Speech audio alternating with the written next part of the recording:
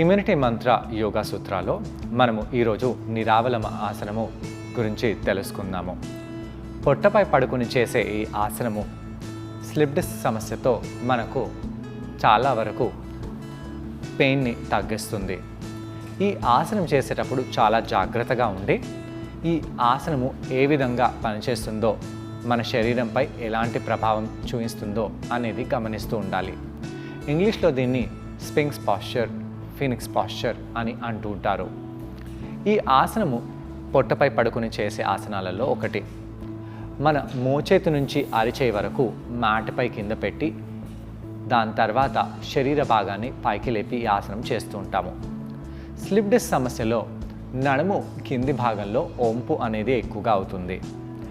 దాని వలన అక్కడ పెయిన్ అనేది వస్తుంది. అయితే ఈ ఆసనంలో కూడా ఆ ఒంపు ఎక్కువనే అవుతుంది.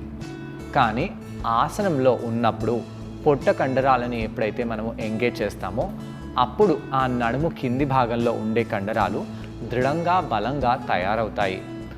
ఆ విధంగా ఈ ఆసనం మనను ట్రైన్ చేస్తుంది. ఎలా చేయాలో చూద్దాము. పొట్టపై పడుకోండి.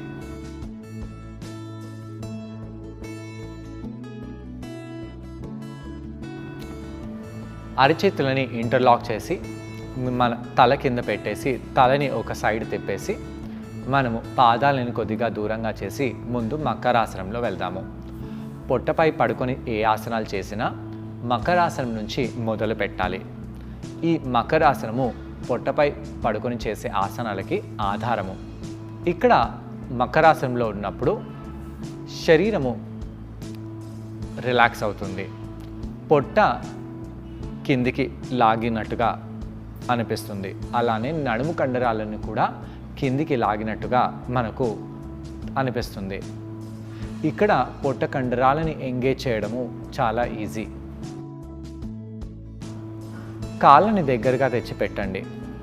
కాళ్ళ వేళ్ళని మడమలని పాయింట్ లాగా తెచ్చి కలిపి పెట్టాలి. మనము మకరాసనంలో తలని ఒక సైడ్ తిప్పి పెడుతున్నాము.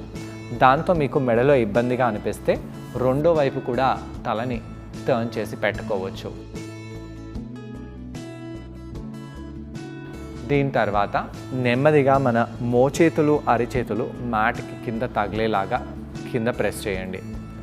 అయితే భుజంగాసనం లాగా ఇలా కాకుండా మోచేతులు ఈ విధంగా భుజం కింద వచ్చేలాగా చూడాలి.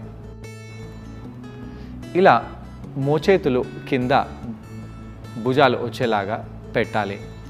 అలా పెట్టి మోచేతులను ఇంకా దగ్గరగా తీసుకొని రండి.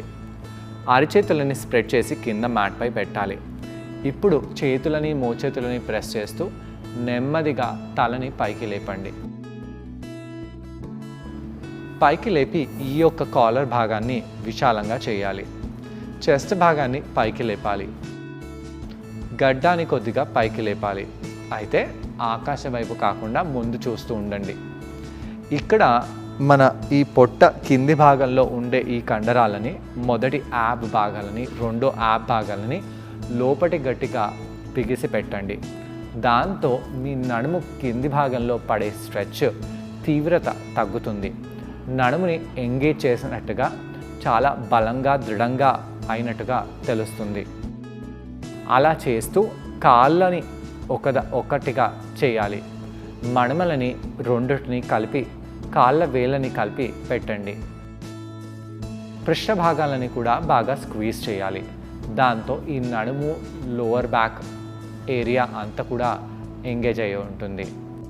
కోర్ స్ట్రెంగ్త్ లేని వలన ఈ స్లిప్ డిస్క్ లాంటి సమస్యలు రావడానికి చాలా అవకాశాలు ఉంటాయి. కిందికి వెళ్ళి రిలాక్స్ అవ్వండి.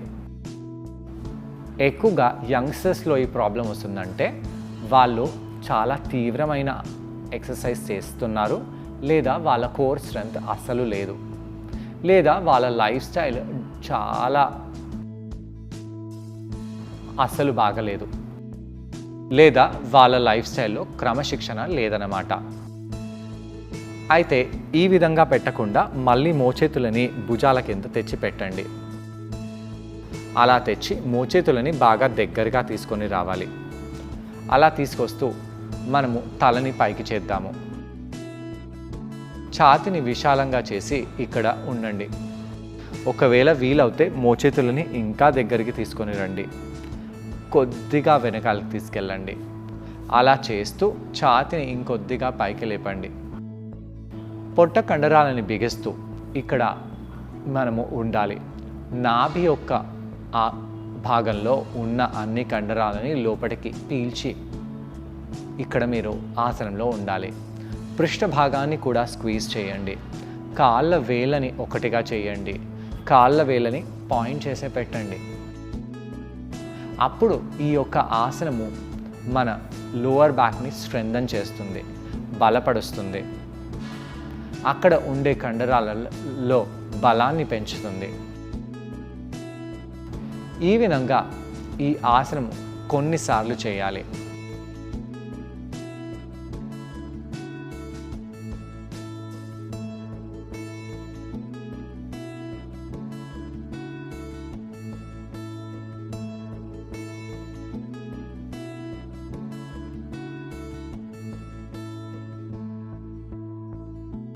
ఈ ఆసనం నుంచి బయటికి రావాలంటే ఈజీయే.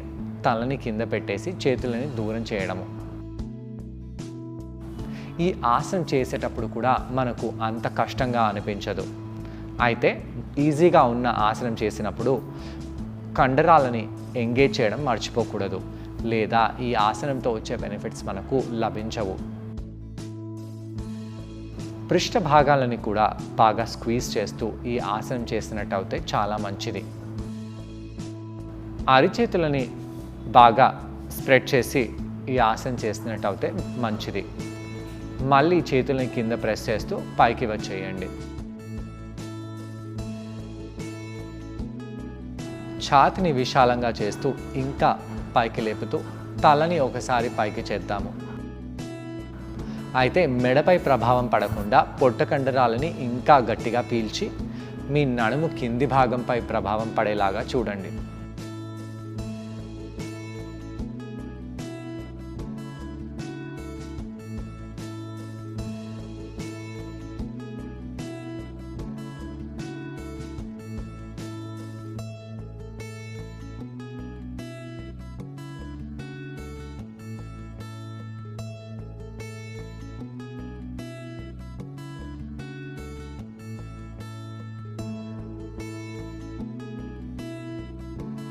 ఈ విధంగా కొన్నిసార్లు ఆసనం చేసి దాని తర్వాత నెమ్మదిగా కిందికి వచ్చి రిలాక్స్ అయిపోవాలి.